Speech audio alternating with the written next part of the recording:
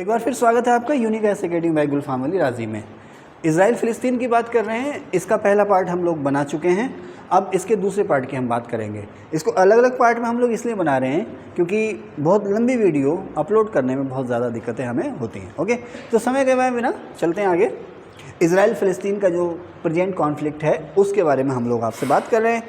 तो पहले पार्ट में बहुत सारी बातें आपको बता चुका हूँ। अगर आप लोग ने पहला पार्ट नहीं देखा है तो इस वीडियो को देखने से पहले आप पहला पार्ट ज़रूर देखिए। ओके, जैसे कि दृश्यम 2 अगर देखें आप तो दृश्यम 1 जरूर देखें। अगर दृश्यम 1 नहीं देखी तो दृश्यम 2 समझ में नहीं आएगी। समझ रहे ना, बिल्कुल इसी तरह से। ओके, तो यहाँ पर मैंने लिखा है यरूशलम और ये लिखा है 37 एकड़ हर हवाइयत हरम अल शरीफ टेम्पल माउंट। एक्चुअली इजराइल और फ़िलिस्तीन का जो झगड़ा है वो ज़मीन का झगड़ा है, रास्ते का झगड़ा है, ईगो का झगड़ा है, कल्चर का झगड़ा है, या धर्म का झगड़ा है, या सुपर पावर बनने का झगड़ा है। इसके बारे में हम लोग बात करेंगे इसी क्लास के तीसरे, चौथे या पाँचवें पार्ट में, लास्ट में जाकर के। फ़िलहाल हम बात करते हैं कि यरूशलम को लेकर के दुनिया में 3 धर्मों, ईसाई, यहूदी और इस्लाम, इन तीनों के बीच में क्यों है झगड़ा, क्यों तीनों की अपनी अलग अलग मान्यताएं हैं, इसके बारे में बात करेंगे। किसको लेकर के? यरूशलम। मैंने आपको बताया ना 1948 में इजराइल की फॉर्मेशन हुई, तो यूएनओ भी इस रिलीजियस कॉन्सेप्ट को लेकर के बहुत ही सेंसिटिव था। उसने यरूशलम को ना तो फ़िलिस्तीन को दिया ना इजराइल को दिया। यूएनओ ने यरूशलम को अपने पास रखा। क्यों रखा? उसकी वजह, दरअसल यरूशलम के लगभग केंद्र में, खास करके इसके ईस्ट हिस्से में, यरूशलम के पूर्वी हिस्से में लगभग 37 एकड़ ज़मीन का एक कॉरिडोर है, गलियारा है या एक पार्ट है। लगभग 37 एकड़ ज़मीन का एक दायरा है। जैसे आप जाएंगे ना, जैसे आप मथुरा जाएं या वृंदावन जाएं तो आपको बहुत सारे मंदिरों का समूह मिलेगा। अजमेर शरीफ जाएं, कलियर जाएं तो आपको बहुत सारे मज़ारों का समूह मिलेगा। तो उसी तरह का जो एरिया वहाँ पर है, ऐसे कुछ एरिया है 37 एकड़ का ये। अब ये जो 37 एकड़ का एरिया है कहाँ पर? यरूशलम में। यरूशलम कहाँ हुआ? इजराइल फ़िलिस्तीन में। इसे मुस्लिम लोग कहते हैं हरम अल शरीफ। मुस्लिम लोग इसे कहते हैं हरम अल शरीफ। यहूदी इसको कहते हैं, यहूदी हिब्रू भाषा में हर हवाइयत, और जो इसका ब्रिटिश या इंग्लिश संस्करण है या ईसाई इसको कहते हैं टेम्पल माउंट। तो तीनों धर्मों ने इसको, इस जगह को अलग अलग, इस कैंपस को अलग अलग नाम दे रखा है। यहूदी इसे हर हवाइयत कहते हैं, मुस्लिम इसे कहते हैं हरम अल शरीफ, और ईसाई इसको कहते हैं टेम्पल माउंट। पहली बात तो ये झगड़ा हो गया। अब देखिए, सभी धर्मों के अपने अपनी मान्यताएं हैं और सभी की मान्यताएं सत्य हैं, ठीक है ना। क्या सही है क्या झूठ है हमें इससे कोई लेना देना नहीं है। हिंदू धर्म की मानता है, सनातन धर्म की मानता है कि धरती पर सबसे पहला जो अवतरण हुआ वो शिव जी और पार्वती जी का हुआ। शिव जी पार्वती जी आए, उससे आगे संसार चला। मुस्लिम मानता यह है कि सबसे पहले धरती पर आदम हव्वा आए। ईश्वर ने, अल्लाह ने सबसे पहले किसे भेजा? आदम हव्वा को भेजा। अब ये जो आदम हव्वा हैं, इन्हीं में जो आदम हैं, यहूदी इनको बोलते हैं एडम, आदि पुरुष, हमारे आदि पुरुष। या धरती पर ईश्वर ने सबसे पहले किसे भेजा? यहूदी कहते हैं एडम को, मुस्लिम कहते हैं आदम को, और क्रिश्चियन हिंदू किसे कहते हैं? शिव पार्वती को, ठीक है ना। और ईसाई अपना सबसे पहला या आदि पुरुष जो है किसको मानते हैं? जीसस को, जीसस क्राइस्ट। ओके, तो झगड़ा क्या हुआ है कि मुस्लिम क्या कहेंगे? सबसे पहले आदम हव्वा आए। यहूदी कह रहे हैं सबसे पहले एडम आए। यहूदी कहते हैं कि जो एडम जिस मिट्टी से बने, भाई हमारा शरीर मिट्टी का बना, कहते हैं ना, इंसान क्या है? मिट्टी का पुतला है। तो यहूदी ये कहते हैं कि एडम के शरीर को, एडम माने दुनिया में सबसे पहले बने पुरुष, जिनको ईश्वर ने सबसे पहले धरती पर भेजा यहूदियों के अनुसार। तो जिस मिट्टी से एडम बने थे वो मिट्टी यहीं से कलेक्ट की गई थी या यहीं पर इकट्ठी हुई थी। कहाँ पर? हर हवाइयत में। यहूदियों के अनुसार एडम जिस मिट्टी से बने वो मिट्टी यहीं पर इकट्ठी हुई थी। तो यहूदी कहते हैं कि दुनिया की जो शुरुआत हुई वो यहीं से हुई।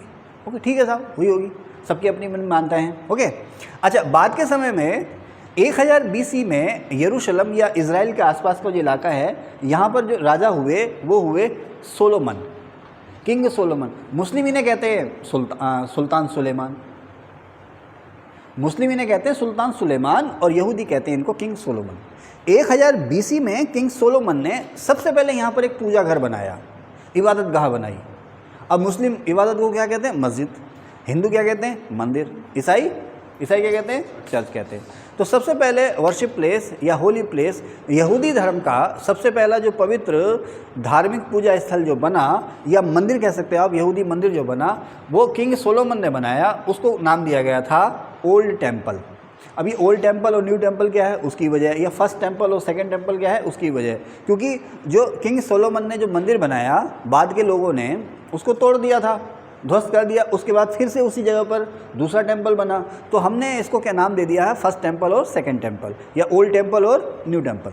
तो किंग सुलेमान ने या किंग सोलोमन ने 1000 BC में, यानी कि आज से कितने साल पहले, 3000 साल से ज़्यादा पहले, 1000 BC का वो समय का हुआ जब हमारे यहाँ वैदिक एज खत्म हो गई और पोस्ट वैदिक या उत्तर वैदिक एज शुरू हो गई, है ना, जानते ना वैदिक एज और उत्तर वैदिक एज। उत्तर वैदिक एज कौन सी हुई, ऋग्वेद के अलावा बाकी जो 3 वेद हैं उनका समय कहलाता है उत्तर वैदिक काल।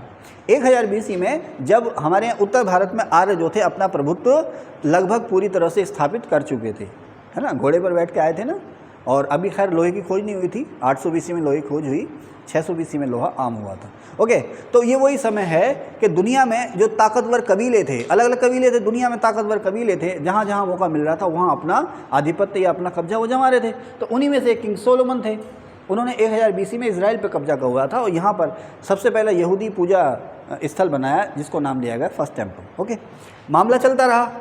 उसके कुछ एक सालों बाद, 400-500 साल बाद, आपको पता बेबीलोन जानते हैं, सिकंदर की डेथ कहाँ हुई थी, बेबीलोन, रोमन एम्पायर में था ये बेबीलोन, ईरान की तरफ है कहीं बेबीलोन। तो उसके कुछ से एक साल बाद बेबीलोन के लोगों ने यहाँ पर कब्जा कर लिया, और बेबीलोन के जो लोग थे वो किसी और धर्म को मानते होंगे, क्यों, क्योंकि उन्होंने जो फर्स्ट टेम्पल था यहूदियों का जो पूजा करता या मंदिर था उसको तोड़वा दिया, समझ रहे ना। सभ्यताओं में अक्सर संघर्ष हुआ है ना, अक्सर क्या करते हैं लोग, जब एक धर्म के अनुयायियों को हरा देते हैं तो सबसे पहले जो टारगेट उनका रहता है औरतें, बच्चे और उस धर्म के पूजा स्थल, कोई भी धर्म रहा हो, सब ने ही ये काम किए हैं, किसी ने किसी को नहीं बख्शा है। ओके, आगे चलें। अब सिलसिला आगे चलता रहा।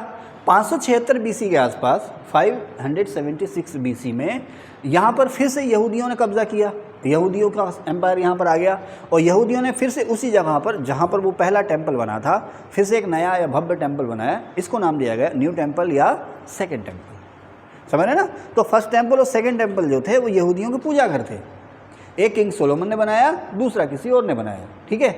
अब ये सिलसिला आगे चलता रहा। 70 AD के आसपास, यानी कि आज से लगभग 2000 साल पहले, इस जगह पर फिर से रोम के लोगों का कब्जा हुआ, रोमन लोगों का कब्जा हुआ। रोम किसकी कैपिटल है, इटली की। विशाल रोमन एम्पायर था ना, एक विशाल मुस्लिम एम्पायर था, ऑटोमन एम्पायर, उसकी बात करेंगे आपकी। उसी तरह से ईसाइयों ने यूरोप, एशिया और अफ्रीका के बहुत सारे हिस्से पर कब्जा कर लिया था, जिसको रोमन एम्पायर कहा जाता था, या होली रोमन एम्पायर, पवित्र रोमन एम्पायर, जो भी है। तो रोम के लोगों ने यहाँ पर कब्जा किया। तो 70 AD में रोम के लोगों ने इस धार्मिक स्थल को तोड़ दिया, जिसका नाम था सेकंड टेम्पल। अच्छा, क्या वजह थी कि ईसाइयों को मौका मिल रहा है तो वो यहूदियों का धार्मिक स्थल तोड़ दे रहे हैं? क्या वजह थी, क्या झगड़े की वजह रही होगी यहूदियों और ईसाइयों के बीच में? दरअसल आपको मैंने बताया, किंग सोलोमन, उन्होंने, वो यहूदी थे, और उन्होंने क्या बनाया, यहाँ पर फर्स्ट टेम्पल बनाया। अब हुआ क्या है कि जब यहाँ पर बेबीलोन के लोगों की एंट्री हुई और उन्होंने इसको फिर से तोड़ दिया, या आप कह सकते हैं कि अन्य धर्म के अनुयायियों की एंट्री हुई, उन्होंने यहाँ से फिर से तोड़ दिया, तो जो यहूदी थे वो इजराइल से पलायन करने लगे अपनी जान बचाने के लिए, अपनी जगह और अपनी जान बचाने के लिए अपनी जगह छोड़ करके वो दूसरे देशों में जाने लगे, आसपास के देशों में, जहाँ पर उन पर कोई आतताई हमला ना कर सके। लेकिन बहुत सारे यहूदी यहीं रुक गए। तो उसी यहूदी परिवार में, यरूशलेम में, उसी यहूदी, मान्यता यह है कि उसी किसी एक यहूदी परिवार में जीसस क्राइस्ट का जन्म हुआ, ईसा मसीह का जन्म हुआ। ईसा मसीह जो जन्मे थे एक यहूदी परिवार में जन्मे थे। जैसे महात्मा बुद्ध हैं, महावीर स्वामी हैं, ये किस परिवार में जन्मे? हिंदू परिवार में जन्मे थे। जन्म से महावीर स्वामी हो या महात्मा बुद्ध हो, जन्म से जो थे वो हिंदू थे, हिंदू परिवार में जन्मे थे। उसी तरह से ईसा मसीह जो थे यरूशलेम में ही एक यहूदी परिवार में उनका जन्म हुआ था। जन्म से वो यहूदी थे, लेकिन बाद के समय में धीरे धीरे उन्होंने दुनिया को एक नया संदेश दिया। संदेश क्या था? संसार के दुखों से मुक्ति पाने का, ईश्वर से साक्षात्कार करने का, मोक्ष पाने का। उन्होंने जो संदेश दिया, अपने तरीके से अपनी टीचिंग दी, बाद में वो ईसा मसीह कहलाए और उनके जो फॉलोअर थे वो ईसाई कहलाए। उनके जीते जी ही जो है उनकी टीचिंग्स जो है बड़ी तेज़ी से फैलने लगी, या आप कह सकते हो ईसाई मत जो है वो उनके जीते जी ही वो तेज़ी से फैलने लगा। ये जो है यरूशलेम और आसपास के लोगों को रास में आया। इसीलिए ईसा मसीह को इसी यरूशलेम में सूली पर चढ़ा दिया गया था, है ना। सलीब पर, सूली माने सलीब पर चढ़ा दिया गया था और उसके बाद उनकी डेथ हो गई थी। इसी जगह पर जहाँ पर आज आप कह रहे हो ना गोल्डन टेम्पल, ये गोल्डन टेम्पल नहीं, फर्स्ट टेम्पल या सेकंड टेम्पल जो आप कह रहे हो, ईसाइयों की मान्यता है कि इसी जगह ईसा मसीह का जन्म हुआ था, इसी जगह पर उनको सलीब पर लटकाया गया था, इसी जगह पर उनकी डेथ हुई और डेथ के बाद जो उनका पुनर्जन्म हुआ था, कहते हैं ना कुछ ही दिन बाद वो फिर से जिंदा हो गए थे, तो इसी जगह पर उनका फिर से जन्म हो गया था। और ईसाई धर्म की ये भी मानता है कि ईसा मसीह फिर से अवतार लेंगे, ईसा मसीह जो हैं वो फिर से अवतार लेंगे, दुनिया को रास्ते पर लाने के लिए, भटके लोगों को सही रास्ता दिखाने के लिए ईसा मसीह फिर से अवतार लेंगे। और जब वो अवतार लेंगे तो इसी जगह पर जन्म लेंगे, वो किसी भी रूप में अवतार लें, ईसाइयों की मानता है कि वो इसी जगह पर जन्म लेंगे। ईसाइयों की अपनी सोच है, यहूदियों की अपनी सोच है। तो ईसाई और यहूदी क्यों लड़ते हैं आपस में? ईसाइयों को लगता है कि ईसा मसीह को जो सलीब पर चढ़ाया गया था वो इन यहूदियों ने चढ़ाया था। जो घटनाएं आज से 2000 या 3000 साल पहले हो रही हैं, हम लोग उन घटनाओं को लेकर के आज भी लड़ रहे हैं, समझ रहे ना। तो यहूदी और ईसाइयों में जो झगड़े की जड़ है वो ये है। ओके, आगे चलते हैं। तो ये इलाका जिसे यहूदी हरावायत कहते हैं, मुस्लिम हरम अल शरीफ कहते हैं, और इसका जो अंग्रेजी संस्करण है वो टेम्पल माउंट है। अब मुस्लिमों की एंट्री यहाँ पर कैसे होती है? मुस्लिम यहाँ पर दावा क्यों करते हैं? आपको पता है कि मुस्लिम धर्म की जो एक्चुअल शुरुआत हुई, मुस्लिम धर्म के जो एक्चुअल और अंतिम पैगंबर रहे या सबसे बड़े पैगंबर रहे वो हज़रत मोहम्मद साहब रहे, है ना। मक्का में उनका जन्म हुआ, मक्का में हज़रत मोहम्मद साहब का जन्म हुआ और मक्का से मदीना वो चले गए, मदीना में वो किंग बने। मक्का में उनको परेशानी हुई, मक्का से पलायन कर गए, मदीना चले गए। इसी को तो कहते हैं हिजरत। जो इस्लामी कैलेंडर है ना, हिजरी कैलेंडर जिसे कहते हैं, अकबर ने भी लागू किया था ना, तो उसकी पहला दिन तारीख जो है वही है जब हज़रत मोहम्मद साहब मक्का छोड़ करके मदीना गए, तो उसका जो पहला दिन तारीख है वही है, तो उसे हिजरी कैलेंडर कहते हैं, समझे ना। तो मक्का से उन्होंने मदीना की यात्रा की, जिसको कहते हैं हिजरत। उसी की याद में जो मुस्लिम लोग जाते हैं ना, मक्का और मदीना की याद करते हैं, यात्रा करते हैं, उसी को हज कहते हैं। तो हज अगर आपने करना है तो मक्का और मदीना दोनों की यात्रा करनी होगी, अदरवाइज़ आपका हज जो है वो पूरा नहीं होगा। उम्रा जब आप करते हैं तो मक्का की यात्रा करके ही लौट आते हैं। ओके, तो हज़रत मोहम्मद साहब मक्का से मदीना चले गए। अब जैसे कि इस्लाम धर्म में मानता है कि वो हज़रत मोहम्मद साहब जो पैगंबर है, पैगंबर माने जो इस्लाम धर्म का सही संदेश लेकर के आए, जिनको हज़रत मोहम्मद साहब को कुरान किनको सुनाया गया? कुरान, जैसे बाइबल को कहते हैं ना, बाइबल या गीता या कुरान जो है, इन्हें हम आसमानी किताबें कहते हैं, पवित्र किताबें कहते हैं। ये इंसानों के शब्द नहीं हैं, ये ईश्वर के शब्द हैं, है ना। तो गीता क्या है? भगवान कृष्ण ने अर्जुन को जो उपदेश दिए वो गीता है ना। बाइबल के उपदेश किसे मिले? ईसा मसीह को, हज़रत ईसा मसीह को उपदेश मिले। उसी तरह से कुरान की जो टीचिंग्स हैं, है ना, मुस्लिम लोग कहते हैं ना कुरान किन पे नाजिल हुआ, तो कुरान किन को सुनने को मिला? हज़रत मोहम्मद साहब को सुनने को कुरान मिला। ओके, तो जो मुस्लिम लोग हैं वो हज़रत मोहम्मद साहब को अपना पैगंबर मानते हैं, इस्लाम को अपना पैगंबर मानते हैं। तो उसके में खैर रिलेटेड और बहुत सारी चीज़ें हैं, लेकिन अब मुस्लिम यहाँ पर दावा क्यों करते हैं? मुस्लिमों में जो सबसे पवित्र स्थान है या तीर्थ स्थल हैं वो मक्का और मदीना। जैसे अब एक तो होता है ना, वो क्या कहते हैं ना, हम लोग ना इंडिया में बिल्कुल पास में ना, तो हमें इतना महत्व पता नहीं चलता। नहीं तो 4 धाम, विदेशों से लोग आते हैं, नेपाल से आते हैं लोग 4 धाम यात्रा के लिए। एक बार इसको पॉज कर देना। तो कहते हैं दुनिया में सबसे पहले जो नमाज अदा की या नमाज पढ़ी वो हज़रत मोहम्मद साहब ने की। इसका भी एक किस्सा कि एक रात जो है हज़रत मोहम्मद साहब मक्का से एक आसमानी घोड़े पर बैठ कर के यरूशलेम में आए। कहाँ पर आए? यरूशलेम में आए। यहाँ पर एक पत्थर था, उस पत्थर पर पैर रख कर के वो जन्नत में गए। जन्नत में जाकर के ईश्वर से उनका साक्षात्कार हुआ, अल्लाह से मुलाकात हुई और उन्हें कुरान के बारे में बताया गया। फिर वो वापस आ गए और वापस आकर के उन्होंने सभी लोगों को इकट्ठा किया, जो भी उनकी टीचिंग सुनता था, और सुनाया कि देखो भाई सही रास्ता या सही धर्म जीवन जीने का जो सही सलीका है वो ये है ना। गीता, बाइबल या कुरान जो है जीवन जीने का सलीका भी तो बताते हैं ना आपको। ये एक तरह का कॉन्स्टिट्यूशन या एक तरह का संविधान भी तो है, पढ़ के तो देखो। खैर, तो मुस्लिमों के लिए ये यरूशलेम जगह इसलिए पवित्र हो गई कि हज़रत मोहम्मद साहब यहाँ आए थे, यहाँ पर उन्होंने एक पत्थर है, उस पत्थर पर उन्होंने पैर रखा और यहीं से होकर के वो किसी आसमानी घोड़े पर सवार होकर के जन्नत गए थे। वहाँ अल्लाह से मुलाकात हुई, अल्लाह ने बताया कि भाई सही जो टीचिंग्स हैं वो ये हैं, कुरान के बारे में बताया। यहाँ आए, उन्होंने फिर कुरान का प्रचार किया। ओके, समझ गए आप? समझ गए? एक तो ये हुआ। दूसरा, इस्लाम धर्म के जो पहले खलीफा हुए वो हुए हज़रत मोहम्मद साहब खुद। खलीफा समझते हैं ना? खलीफा ऐसा व्यक्ति जिसके पास धार्मिक सत्ता भी है और राजनीतिक सत्ता भी है। पहला जो मुस्लिम एम्पायर या मुस्लिम किंगडम बना वो मदीना में बना, उसके किंग थे हज़रत मोहम्मद साहब। ओके, बाद में जो है मुसलमानों के एक खलीफा और हुए हज़रत उमर, जो कि अपनी न्याय प्रतिया के लिए फेमस थे, जो अपने शौर्य के लिए तो फेमस थे ही थे, अपनी जो है वो इंसाफ पसंदी के लिए बहुत फेमस थे।